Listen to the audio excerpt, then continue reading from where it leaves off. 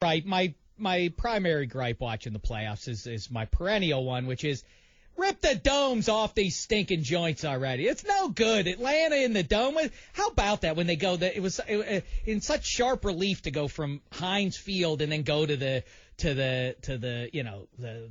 dome, crisp, too clean. Yeah. Inside. They got to get rid of that. But the other thing is these beer commercials. You've hated them. I've hated them. The world over, I would think, has hated these Coors Light commercials.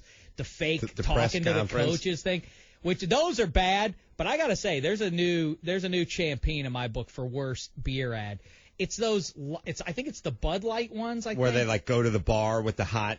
Yes. Hot first of all, every bar has foxy bartenders. Super foxy bartender. Who are all bitchy. They're all bitchy. So it's like, all right, that's not realistic. So, oh, really? So you just give shit to every customer who comes in, you condescend to them, and you demean their clothes. Yeah, you get paid minimum wage, so tips is all you got, bitch, and you're going to demean every dude who comes up there. Number one. And two, the guys, they're so absurd. Right. The cartoons. So the guy's like, what? You don't like my dragon? Right. Like.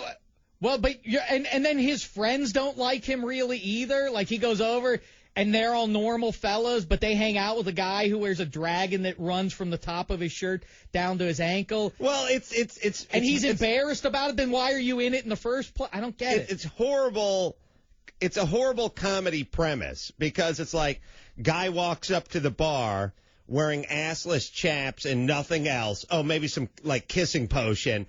And he's got a huge beer gut. Like he looks like hell with his shirt off. And he's wearing there's one where he's at the beach and he's wearing like the Euro bikini, but yet he's in horrible shape. So first thing is he walks up in horrible shape, and guys in horrible shape, they wear a Hawaiian shirt and, shants to the bar. They don't go up there in their underpants. Hey, what's wrong? Hey, you don't like what?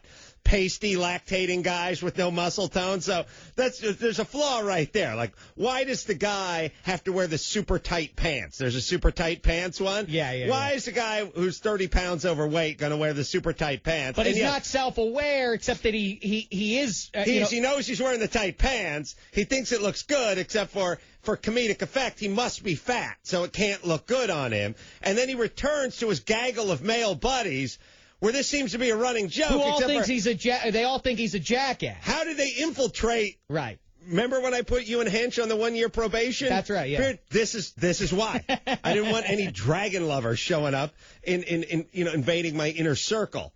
Yeah, you got the guy with the super tight jeans. You got the other guys into dragon stuff. They also just put a hot chick who sits at the bar Every one of them has disapprovingly at the guy. Yeah. It's they drive me crazy, and then they ask. That's the other thing is they ask the guy like, "Do you want more flavor?" Or less? I don't care. I don't like flavor. Who chooses? Yeah. Who goes up to the bar and has no? Just give me a whatever beer. You got. And yeah, I don't like care. Flavor. Whatever. Right. And then who does that? He returns to his friends who are out of central casting as it's 2 black guys and 3 white guys every time. There's no Hispanics or Asian guys or guys with yarmulkes or anything. It's just that. And they are the most casual, regular dudes in the world. Mm-hmm. The last guys on the planet who would hang, if they're a bunch of Bowie fans or something, maybe they'd get along with the guy in the dragon outfit or the guy with the tight pants. But these are the most regular guys in the world who somehow have been saddled, pardon the pun, with the guy with the super tight jeans.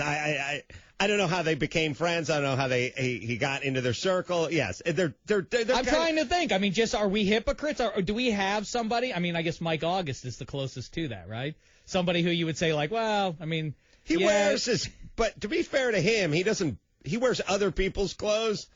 Like Mike's the only guy. Here's how fucking cheap Mike August is. When he house sits for his brother-in-law, he wears his shoes. And it's funny, I'll notice because Mike has horrible shoes. Somewhere between a saddle and a bowling shoe is kind of where his taste lies in shoes, And I'll look at him and I'll go, yeah, those are nice Pumas. What's up? And he goes, my brother-in-law's. And I go, oh, he gave you Pumas? No, he's out of town. Like literally, like he doesn't want to put mileage on his soles while the brother-in-law's out of town.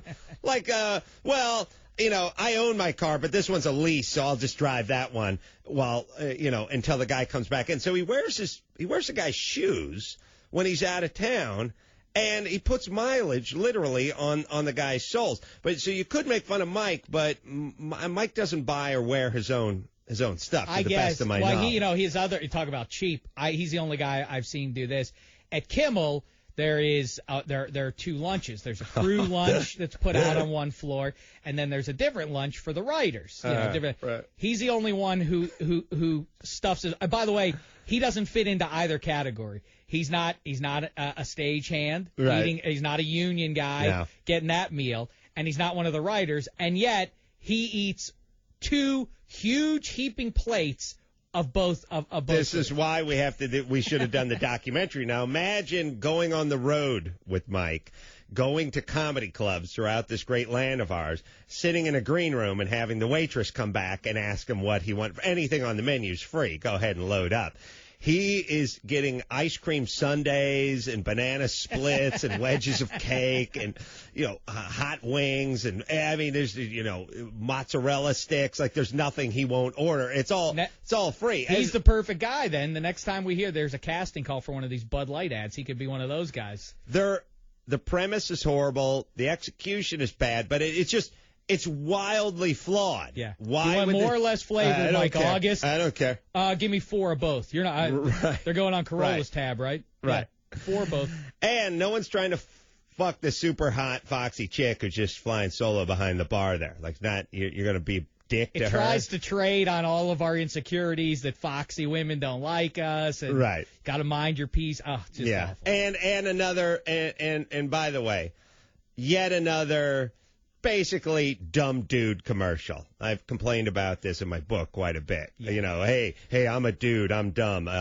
I'm the guy from Carl's Jr. I'm going to make guacamole by putting a whole avocado in a blender and then drooling into it. All right. By the way, and as I said all the time, the only reason you can do this as a society is because we're number one. We know it. You know it. That's why you can do it. You couldn't have an American Indian guy being an asshole. Hey, I have tight pants. Like, people would be outraged. Are you kidding? Imagine if the Carl's Jr. guy was just Squanto.